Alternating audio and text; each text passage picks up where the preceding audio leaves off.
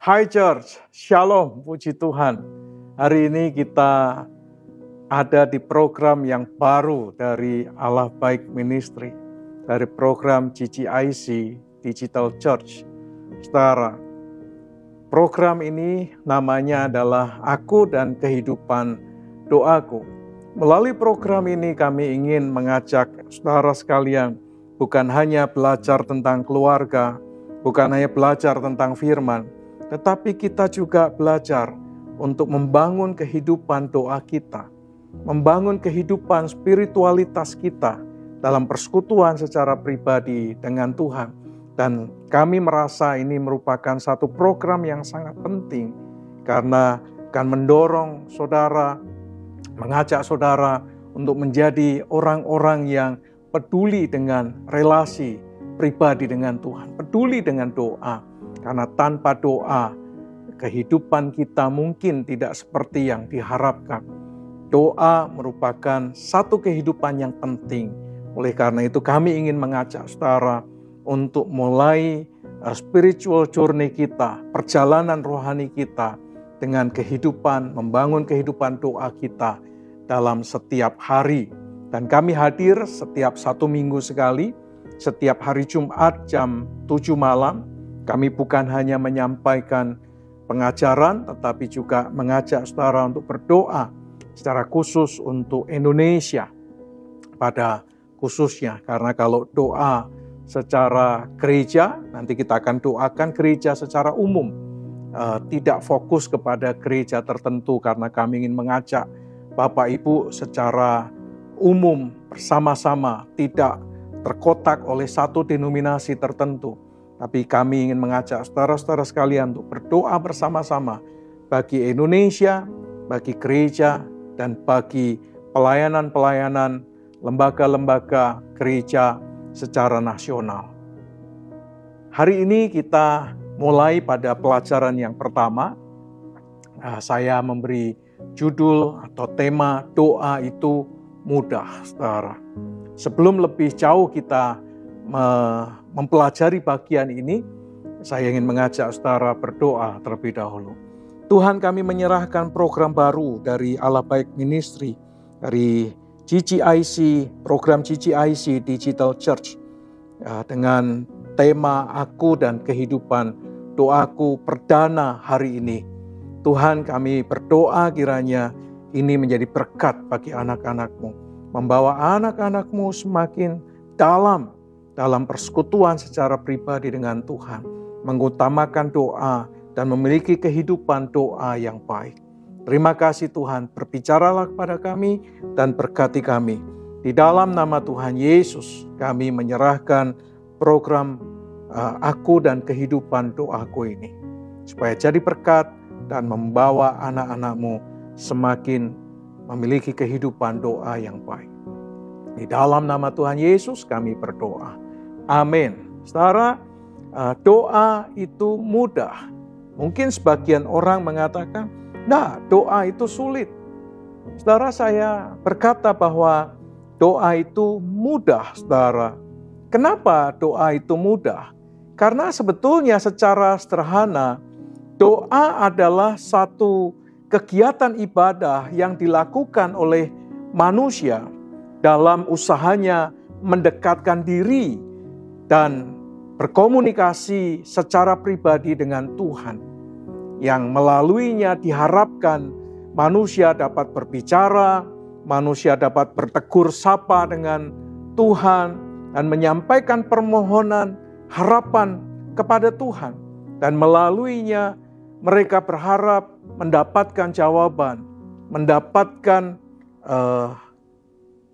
manifestasi kuasa Tuhan, mujizat Tuhan dalam kehidupan mereka. Itu secara sederhana definisi dari doa yang seringkali mungkin juga kita pahami, yaitu usaha manusia untuk mendekatkan diri, berkomunikasi secara pribadi dengan Tuhan. Nah, saudara, berdasarkan definisi sederhana tadi, maka kita tahu bahwa sebetulnya doa itu mudah untuk dilakukan. Karena isinya hanya berkomunikasi, saudara, bertegur sapa atau aktivitas mendekatkan diri kepada Tuhan. Kalau sesuai dengan definisi ini, maka sebetulnya doa itu mudah untuk dilakukan. Namun begini saudara, sebagian besar dari kita tetap mengatakan, ini persoalannya, bahwa doa merupakan aktivitas rohani yang sulit untuk dilaksanakan. Aneh, definisinya menggambarkan kepada kita sangat mudah untuk dilaksanakan. Tetapi sebagian besar dari kita masih merasa bahwa untuk melaksanakan doa itu merupakan satu hal yang tidak mudah untuk dilakukan, sulit untuk dilaksanakan. Memang secara teori doa itu mudah untuk dilaksanakan. Orang mengatakan, teori kan gampang dilaksanakan. Suatu hari saya bertemu dengan adik saya persis. Saya nomor 4, adik saya nomor 5. Suatu hari dia datang kepada saya. Pada waktu itu dia mau married, saudara. Dia mau menikah. Lalu kemudian waktu itu saya masih melayani di Jakarta, belum pindah ke Serpong. Dia datang ke kantor saya, kebetulan kantornya dengan kantor saya itu tidak jauh. Sehingga mungkin jam istirahat itu dia datang berkunjung ke kantor saya. Lalu kemudian dia menyampaikan maksud hatinya. Dia berkata begini bahwa, katanya, boleh enggak aku pinjam uang untuk persiapan pernikahan? Saya berkata bahwa seharusnya ketika kamu mempersiapkan pernikahan itu, kamu tidak memikirkan pinjam sana, pinjam sini dan sebagainya. Sehingga kamu tidak terbebani oleh banyak hal. Tapi dia mengatakan memang awalnya begitu. Tapi proses di lapangan ternyata tidak seperti yang diharapkan. Sehingga biayanya membengkak. Lalu kemudian saya berkata kepada dia, minta maaf. Saya berkata kepada dia, apakah ada uang di wajahku? Saya berkata, saya tidak punya uang sebanyak yang engkau minta. Tidak banyak, saudara, dia hanya mengajukan pinjaman 5 juta. Wow, tidak banyak atau sedikit, itu relatif sebetulnya. Tapi saya mengatakan waktu itu saya tidak memiliki uang sebanyak itu. Lalu kemudian saya berkata kepada dia, cobalah kamu berdoa kepada Tuhan. Kamu minta anugerah Tuhan. Ini pernikahan kurang lebih 1 atau 2 minggu. Tapi waktunya sudah sangat mepet sekali. Lalu kemudian saya berkata, cobalah kamu berdoa, gunakan lututmu untuk minta anugerah Tuhan. Setelah dia menangis sambil berkata begini, pendeta ngomong gampang katanya. Pendeta ngomong teori gampang katanya. Tapi dalam situasi yang seperti ini, dari mana untuk mendapatkannya? Saya marah, saudara. Saya berkata begini, jangan salah ya. Kalau kamu sungguh-sungguh percaya kepada Tuhan, engkau berdoa kepada Tuhan dengan sungguh-sungguh, datang kepadanya, Tuhan pasti tolong kamu. Dia nangis, saudara. Dia nangis, lalu kemudian karena tidak mendapatkan bantuan dari saya, atau pinjaman dari saya, dia menangis, dia keluar. Saya juga tidak bisa menolong banyak pada saat itu.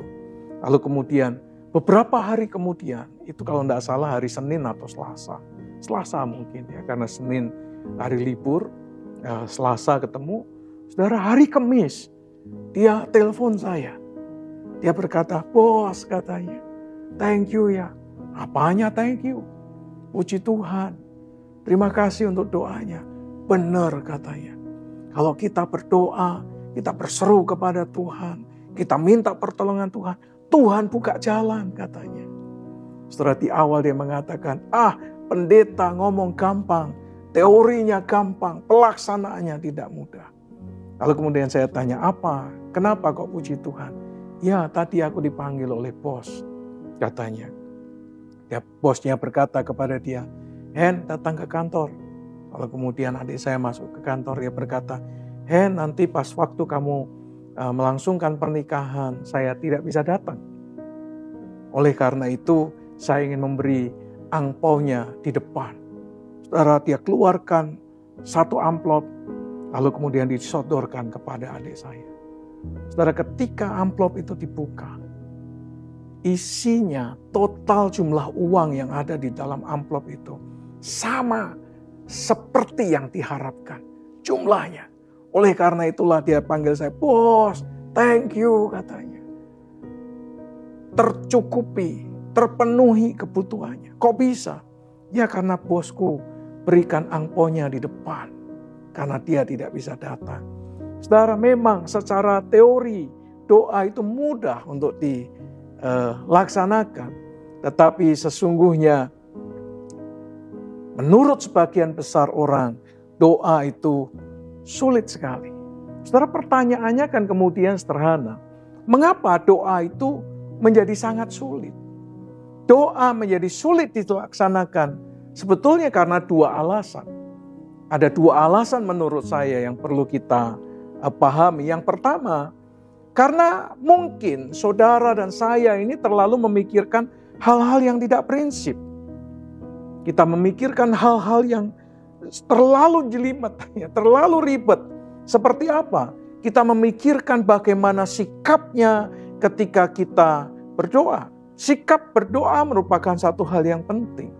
Tapi kalau itu menjadi titik tekan, sehingga kita merasa bahwa sikap kita harus begini, harus begitu, memikirkannya begitu lama.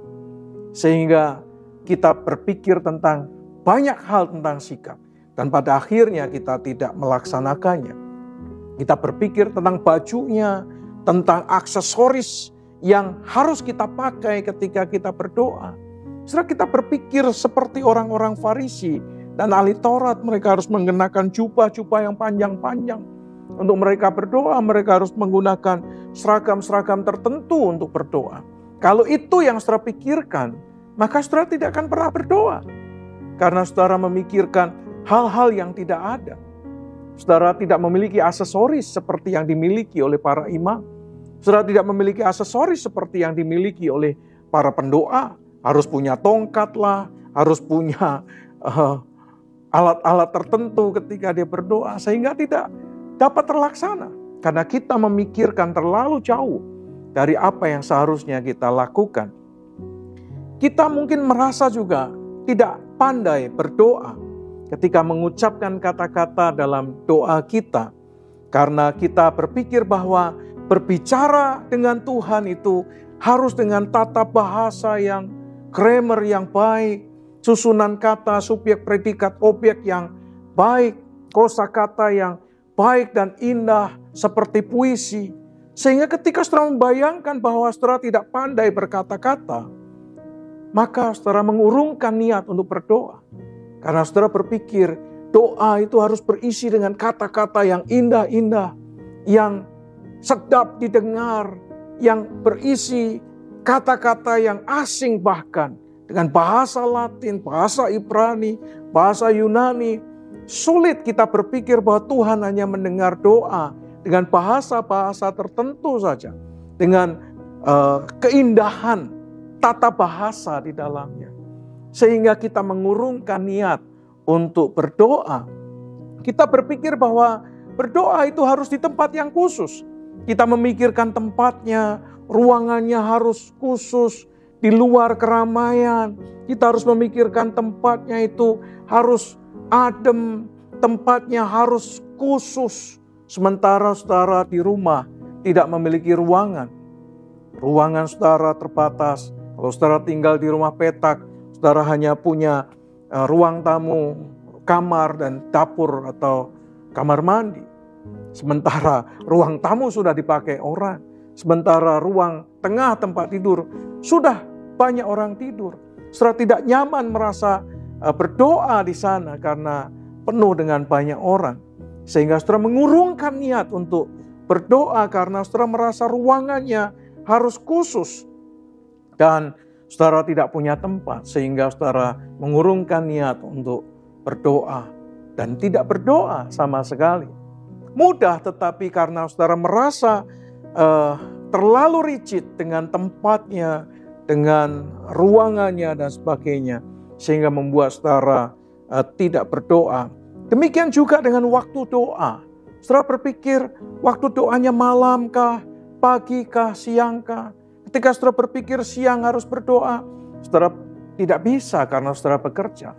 Malam kah, sementara saudara berpikir pulang kerja, lelah, capek, ada banyak hal aktivitas yang harus dikerjakan. Pagi kah, kalau pagi mau bangun jam berapa? Sementara harus tidur waktu cukup panjang. Saudara berpikir durasi waktunya berapa lama dalam doa.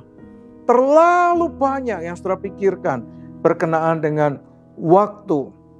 Dan waktu yang dibutuhkan untuk mempersiapkan diri, untuk bekerja dan aktivitas yang lain. Tidak cukup waktu untuk berdoa menurut saudara. Sehingga saudara mengurungkan niat untuk berdoa. Dan bahkan menunda-nunda sampai saudara berpikir harus punya waktu terlebih dahulu. Saudara, waktu itu harus disediakan. Bukan menunggu waktu untuk supaya punya waktu.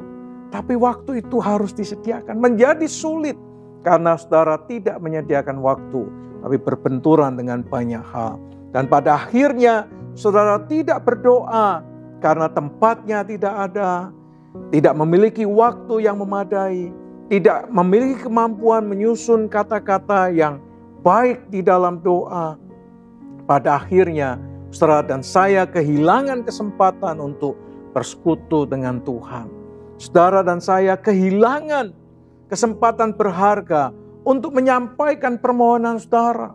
Sehingga buru-buru setiap kali saudara berdoa, bertatap muka dengan Tuhan, saudara tidak punya kesempatan berdialog, bertegur sapa dengan Tuhan. Saudara tidak punya waktu. Bahkan saudara kehilangan kesempatan untuk menikmati berkat Tuhan. Ini alasan pertama. Kenapa doa itu menjadi begitu sulit? Karena terlalu rigid. Saudara memikirkan hal-hal yang sebetulnya tidak prinsip. Tetapi menjadi begitu prinsip sampai menghalangi waktu doa saudara. Mari saudara, simple. Berpikirlah simple. Gunakan waktu yang ada, sediakan waktu, dan carilah tempat yang cukup untuk saudara berdoa. Sesuai dengan kenyamanan saudara. Yang kedua, saudara, doa itu menjadi sulit dilaksanakan karena hidup saudara dan saya ini bermasalah. Saudara, ketika hidup kita bermasalah, kita masih hidup di dalam dosa, maka itu membuat kita sulit untuk berjumpa dengan Tuhan, menghalangi kita untuk membangun relasi keintiman dengan Tuhan. Nabi Yesaya mengatakan di dalam pasal 59 ayat yang kedua, dia berkata begini saudara, tetapi yang merupakan pemisah antara kamu dan Tuhanmu ialah segala kejahatanmu.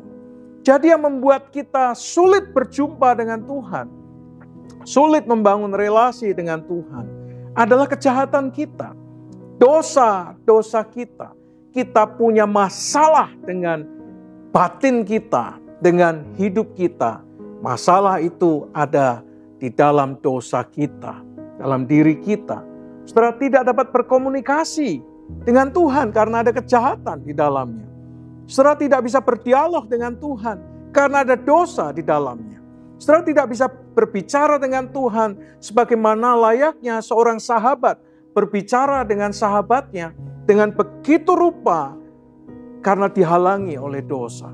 Sehingga saudara membangun jarak dengan Tuhan. Saudara bahkan menjauh dari Tuhan dan tidak memiliki keinginan untuk mendekat dengan Tuhan. Tidak memiliki keinginan untuk bersekutu dan berdoa dengan Tuhan karena ada dosa yang menghalanginya.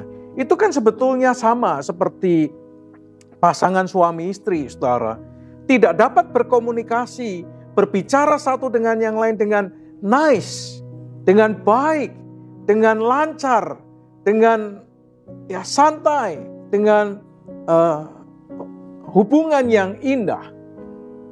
Kalau ada masalah, ketika pasangan suami istri ada masalah, tidak harmonis hubungannya, maka komunikasinya juga pasti akan terganggu. Setelah mereka bisa tinggal di satu rumah, di satu kamar tetapi tidak pernah berkomunikasi? Ada nggak? Oh banyak, saudara. Tinggal dalam satu kamar, di tempat tidur yang sama, tetapi tidak saling berkomunikasi. Kenapa? Karena ada masalah yang menghalangi mereka untuk bicara. Sementara yang satu menunggu, yang satu bicara. Tapi yang satu juga menunggu, yang satu berbicara. Dan pada akhirnya karena saling menunggu, tidak ada komunikasi di antara mereka. Demikian juga dengan orang tua dan anak. Ketika orang tua dan anak ada masalah di antara mereka, maka komunikasi mereka juga terganggu. Mereka tidak dapat berkomunikasi dengan baik, tidak dapat berbicara dengan baik, karena ada masalah di antara mereka, saudara. Bicaranya lewat WA, lewat media sosial, tapi tidak ada ucapan, perkataan secara verbal yang bisa diucapkan, karena ada masalah. Tetapi ketika masalah mereka dibereskan, hubungan mereka dipulihkan, mereka bisa saling berkomunikasi lagi. Suami istri bisa berkomunikasi lagi, bisa berhubungan lagi, membangun romantisme, membangun keharmonisan. Demikian juga dengan hubungan dengan anak-anak. Kalau itu dipulihkan, maka mereka bisa kembali berkomunikasi dengan baik. Saudara, demikian juga hubungan kita dengan Tuhan, saudara. Selama masih ada dosa yang menguasai pikiran kita, hati kita, dan hidup kita, kejahatan yang ada di dalam pikiran, hati kita, dan hidup kita belum dibereskan, saudara. Saudara akan mengalami kesulitan untuk berdoa kepada Tuhan. Oleh karena itu, saudara, doa menjadi sulit karena hidup kita belum dibereskan. Hidup kita belum dipulihkan. Hal pertama, kalau kita ingin kita memiliki doa yang indah, yang baik di dalam Tuhan, maka yang pertama adalah bereskan dosa dan kejahatan yang ada di dalam kita terlebih dahulu. Maka hubungan saudara dan saya akan dipulihkan kembali. Sehingga ketika saudara datang kepada Tuhan, saudara tidak akan mengalami kesulitan. Saudara bisa menyampaikan isi hati saudara dengan leluasa. Saudara bisa menyampaikan permohonan saudara tanpa rintangan, tanpa halangan. Dan tidak ada yang menghalangi komunikasi saudara. Karena dosa dan kejahatan sudah dibereskan. Dan yang kedua, doa saudara akan menjadi lebih mudah kalau saudara berpikir secara praktis bahwa Tuhan adalah Bapa kita. Dan kepada Bapa kita, kita bisa datang kapan saja. Tangannya terbuka untuk kita. Tidak peduli waktunya, tidak peduli tempatnya, tidak peduli seberapa pandai saudara bisa berbicara kepada Tuhan, kepada Bapa.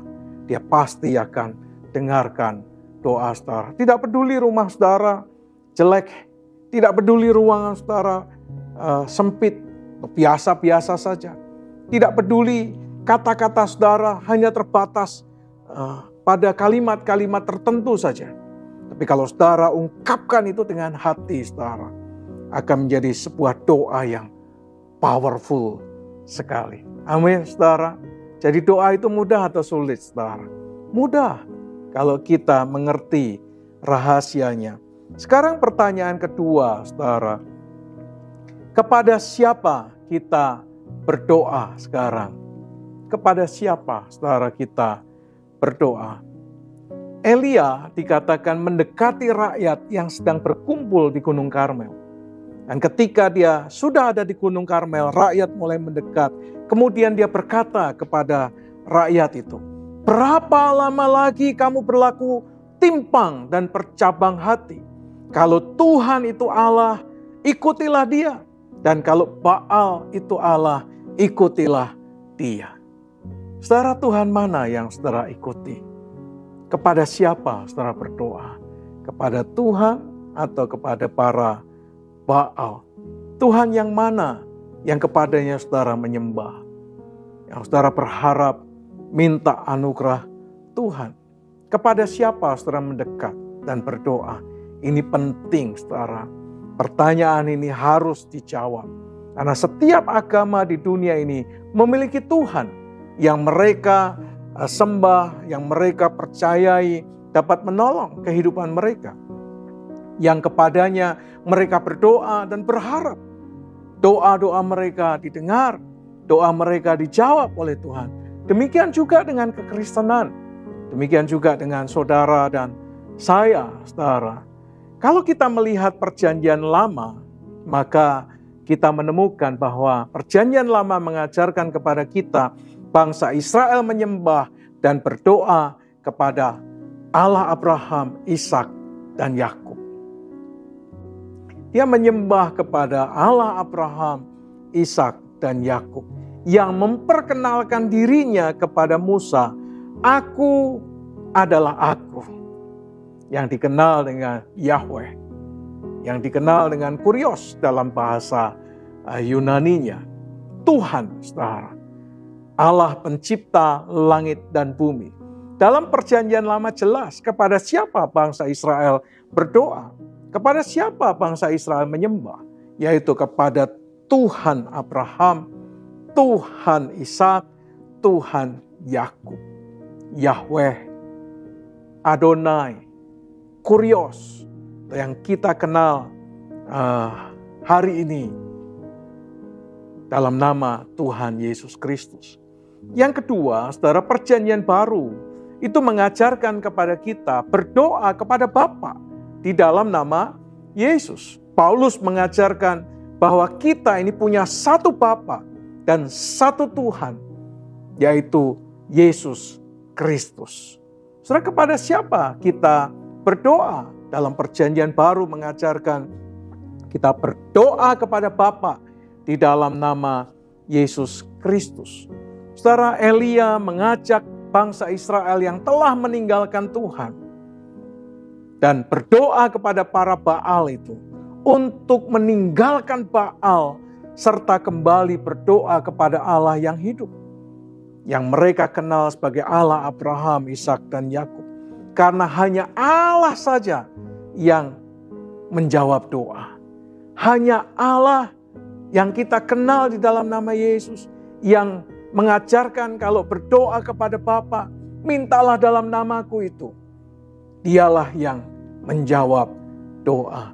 Tuhan Yesus menunjukkan kepada kita, kepada siapa kita mesti berdoa. Dia mengajarkan apabila kita berdoa kepada Bapa, sebagaimana yang Dia ajarkan di dalam Matius pasal 6. Nanti khusus Matius pasal 6 kita akan belajar di sesi yang berikutnya. Di Aku dan Kehidupan Doaku di minggu berikutnya kita akan bahas dengan lebih detail bagian ini, saudara. Jadi baik perjanjian lama maupun perjanjian baru mengajarkan dengan sangat jelas, saudara, kepada siapa kita harus berdoa, kepada siapa kita berkomunikasi, kepada siapa kita berdialog, kepada siapa kita bertatap muka, kepada siapa kita menyampaikan permohonan kita, saudara, bukan kepada Allah yang punya mata tetapi tidak melihat. Bukan kepada Allah yang punya mulut tetapi tidak bisa berbicara. Bukan Allah yang punya telinga tetapi tidak dapat mendengar. Yang punya kaki tetapi tidak dapat berjalan. Yang punya tangan tetapi tidak dapat menyentuh, menjamah orang-orang yang kepadanya dia berdoa. Saudara, Tuhan mengajarkan kepada kita, kepada siapa kita berdoa. Dia hanya mengatakan bahwa kita perlu berdoa kepada Allah Bapa di dalam nama Tuhan Yesus Kristus, pencipta langit dan bumi dan segala isinya. Yang Alkitab mengatakan telinganya tidak kurang tajam untuk mendengarkan, yang tangannya tidak kurang panjang untuk menolong umatnya, dan kuasanya adalah supranatural. Dia Allah yang Maha Kuasa yang sanggup menolong kita. Setelah doa itu mudah atau gampang? Mudah atau gampang? Ya gampang dan mudah. Doa itu mudah atau sulit, saudara? Doa itu mudah sekali. Yuk saudara, kita belajar membangun kehidupan doa yang baik dengan Tuhan. Kalau saya punya waktu doa pagi hari, saudara, saya secara khusus menyediakan waktu untuk datang kepada Tuhan. Membawa semua doa apa saja yang saya bisa doakan, saya akan hadapkan kepada Tuhan di pagi hari. Nanti di waktu-waktu ke depan saya akan sharing kehidupan doa ini. Sampai di sini kita berhenti, tutup Alkitab saudara, tutup mata saudara, yuk kita berdoa bersama-sama. Kita akan berdoa untuk bangsa Indonesia, kita berdoa untuk gereja-gereja yang ada di Indonesia. Kita doakan untuk lembaga-lembaga, baik pendidikan maupun misi, untuk pelayanan-pelayanan diakonia lainnya yang dikerjakan oleh gereja, sehingga jadi berkat bagi Indonesia. Yuk kita berdoa. Tuhan Allah Bapa kami yang ada di dalam kerajaan sorga, yang kami kenal di dalam nama Tuhan Yesus Kristus. Tuhan, kami ingin berdoa untuk bangsa dan negara kami Indonesia. Tuhan, kami menyerahkan para pemimpin negeri ini, para pemimpin dari tingkat pusat sampai tingkat daerah. Berkati presiden kami, berkati wakil presiden kami, berkati para menteri yang mendukung, yang mensupport pekerjaan dari presiden, dan para pemimpin daerah di 38 provinsi yang ada, dan wali kota, bupati yang memimpin daerah-daerah yang di bawahnya.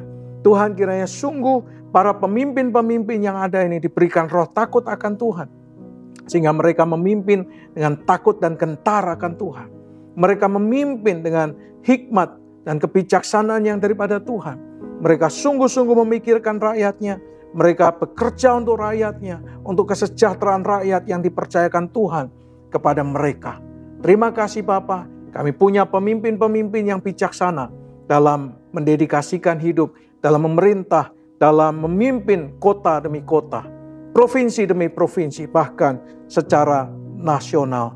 Terima kasih Bapa, kami memberkati Indonesia, kami memberkati hasil hutannya, kami memberkati hasil lautnya, Engkau memberkati hasil tambangnya, Engkau memberkati hasil kebunnya, Engkau memberkati hasil food estate-nya, Engkau memberkati hasil ikannya, Engkau memberkati minyaknya, batu baranya, Engkau memberkati sawitnya, memberkati emasnya, memberkati nikelnya, memberkati timahnya, dan tambang-tambang yang lain yang ada di perut bumi ini, di Indonesia, diberkati dan dikelola dengan baik oleh para pejabat, oleh orang-orang yang berwenang untuk mengelolanya demi kesejahteraan rakyat Indonesia. Sehingga di tengah-tengah krisis yang ada, Indonesia tetap bertahan, Indonesia dapat survive, Indonesia dapat mengatasi setiap situasi, kondisi perekonomian yang sedang tidak baik di dunia ini. Terima kasih Bapa, Engkau berkati industrinya, berkati UMKM-nya, sehingga punya daya tahan yang baik, sehingga daya beli masyarakat tetap kuat ya Tuhan, sehingga UMKM, perdagangan-perdagangan kecil dapat terus eksis dan terus bergerak dengan baik, menjadi kekuatan yang luar biasa bagi Indonesia. Terima kasih ya Tuhan, kami juga ingin memberkati gereja-gereja-Mu di seluruh Indonesia, dimanapun mereka berada, dari berbagai macam denominasi. Kiranya kehadirannya menjadi terang, menjadi berkat bagi tempat di mana Tuhan tempatkan mereka. Kasih, kebaikan, kemurahan dapat dihadirkan, sehingga mereka menjadi berkat. Kehadiran mereka sungguh-sungguh berdampak bagi masyarakat di sekitarnya. Mereka menjadi terang di tengah-tengah kegelapan. Mereka menjadi sumber inspirasi bagi setiap kegiatan pekerjaan yang mereka kerjakan.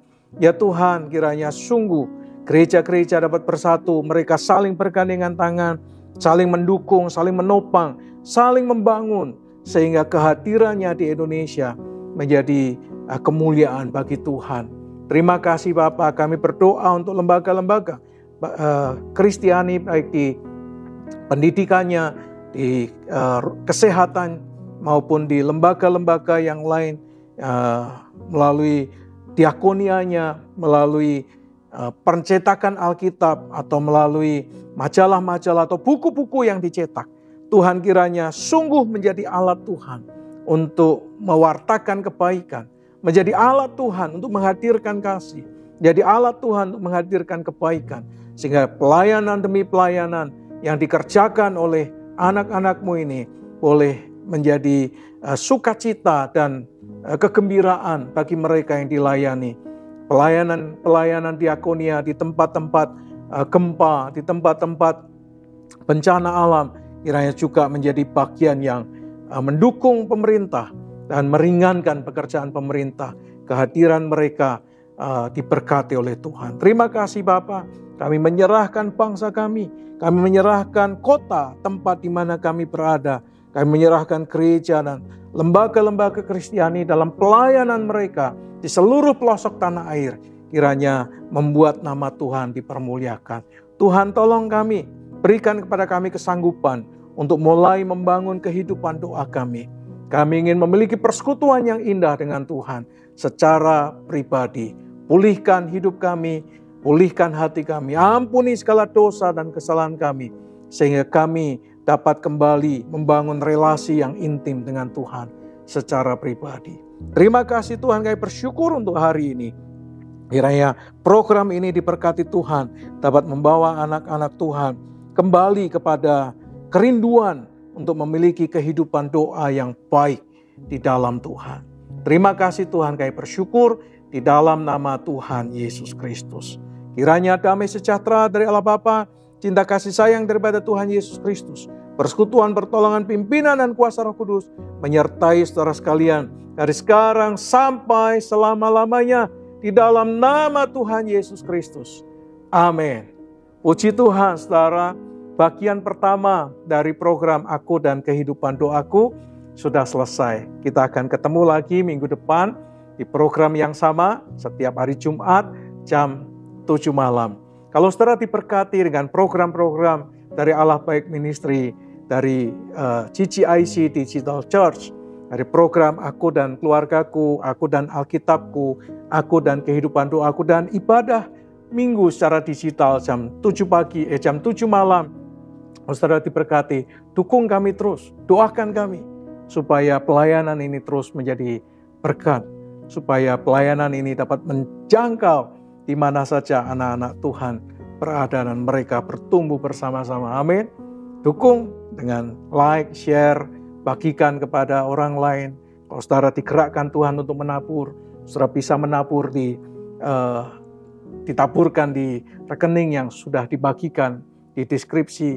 Mari dukung terus supaya Allah Baik Ministry GCIC Digital Church ini diberkati oleh Tuhan. Amin. Amin. Sampai ketemu minggu depan di program yang sama. You are blessed.